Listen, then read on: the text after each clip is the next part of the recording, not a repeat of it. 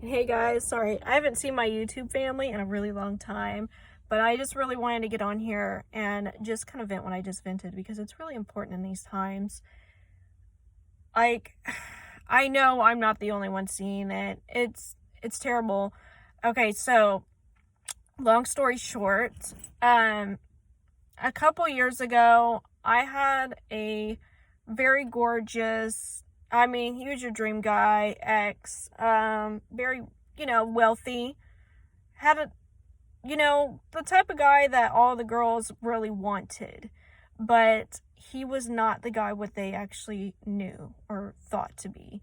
He was disgusting, inside and out. And the thing is, why I'm so high on my standards now, why I look for other red flags and everything is because he was so good at hiding it all until nobody was around, and that was dangerous.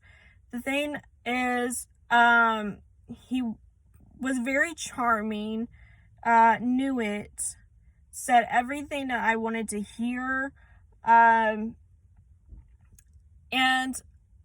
I wanted to do better for myself. I just got out of another abusive relationship, and he knew that. And here's the thing, it's not just happening to girls, this happens to guys as well. And because I had a guy friend that went through something like what I did. He's very smart into NASA, and he got a very beautiful chick that just wanted to suck him dry, and I hated watching that. The thing is, people like this they need a slap of reality in the face hard. Okay, he told me one day, I just want to have sex with women. I still like you. I still want to be with you. I still want to talk to you. I just want to have sex with women, though. I like other women. That's just what my preference is. That's just what I like. I like doing that. I work hard. I earn hard, and I should be able to do that stuff. And that's really a reality, because I just have different preferences that you don't add up to. So it was really disgusting. And I said, oh, you want to go do that? Okay, so I dropped everything. And he hated that, but okay, God is great. The revenge happened so well.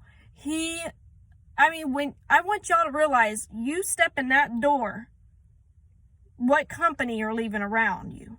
Like, you're not going to get what you want. You may think you are going to get what you want, but it's not going to happen like that. You see, there's girls that are out there, and guys even, that do not care about what they have and what they can give to others. They just want to have sex too. So they will mingle with you if that's what you want. So that's what happened to him one day. He went to a bar, or he went to wherever, restaurant, club, I don't know where, but he found a nice, fancy chick. She was actually very pretty.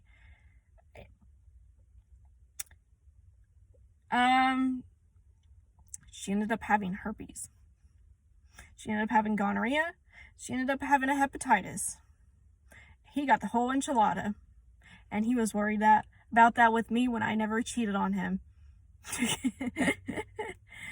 As soon as I found that out, I was so glad I dropped everything and did not stay. So I have to think about it. If you stay with somebody and you know that they're cheating, do not stay with them, because there is diseases out there floating around like candy. Okay, literally, it's out there for everybody to grab. Like, that is why it's so important to know your partner and to be able to get that kind of trust line, at least. Not saying you have to trust them, because in the Bible it says trust none, of course, but to at least have that kind of comfort trust. To know your partner well, like, y'all can have a bond of marriage, at least, in the future, and grow that. Not settle for a whatever, I'm not good enough anyways, maybe there's a chance, maybe not. I'll just see if it works, and if it doesn't, I'll float on, all this just all the negative, all the red flag, compromising, don't do it to yourselves, because there's always going to be that line of sin that's going to inflare. Like, you know what I mean? Like, God is going to give you that sign of, no, this is not going to work, because you're sinning, and you can't make love with the sin and love him too. You know what I mean? Like, you'll have to break that barrier at some point. Like, so I get it. There's a lot of guys that I have met and, try to have a date with or anything. They see that I'm a Christian, and that scares them a little, because they're not yet a committed Christian. But the guys are very successful that I've met. They're all there in the brain a little, but when it comes to like committing to God, they don't exactly have that yet. And so some of them are very blunt at first, saying, I don't believe, you can make a relationship work, like, if you have to wait to have sex with somebody when you're married to them. And this is how I see it. I do see it working, because of the fact that y'all aren't ruining your relationship, really. Like, when you have sex with somebody and you're not married with them, you're always going to have that fear that they're going to leave you, and you don't want them to leave you because you've done that with them. And that can mentally make a person go very ill in here. And a lot of people know that. The thing is, so when you do that with somebody, you have to do that with somebody that you really trust and love. Knowing the fact that disease can happen, anything can happen, pregnancy can happen. And I'm sorry, if you're somebody that just believes in getting an abortion like freaking nothing, I would tell you, I took the day after pill one time, and I didn't really want to. I didn't believe in that. I really wanted to have the kid. And my ex at the time was so violent and so disgusting, I was afraid it was already dead. So I went ahead and I took the day after pill. I still regret it to this day, but you know what? There's nothing we can do about that. But I'm going to tell you what, I didn't want to stay with him after that. I seen the true colors, and I was just like, if he can do that to a child, he's going to do that to me. And that means end me, kill me eventually. So that, or just watch me go to hell and not even care to do anything. That's how I look at it too. Yes, you can really love somebody and want to do that with them, even not married.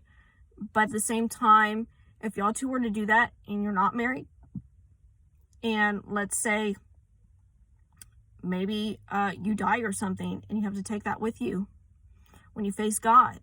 So you also got to remember, that's also a really charming part, if you really care about each other's soul and where it's going in the end, and where you take that to with each other, like in that moment. Can't really just make this so impassionate and think that it's going to work, because I see this cycle with people, like the cycle that some people are doing. It's never going to work. I'm going to tell you, you're going to go to girl to girl to girl, and it will never work, because you're doing the same cycle over and over again. You're going to go to guy to guy to guy, girls, and it'll never work. It'll never work. It won't. The same. And you're going to know that. You're going to know it deep down every time you do the same dang mistake. So I say this, guys, with love, because it just needs to be said. Like, I just see it happening all over. And I know pastors aren't talking about it enough. There's some that are, some that aren't. Because it's like, during the holiday season, this is a time people do want to be with someone, because they don't want to spend the holidays by themselves. I'm telling you right now, do not just settle. Don't just settle. But wait for what's right. Like, wait for what feels right. But I love you guys. God bless.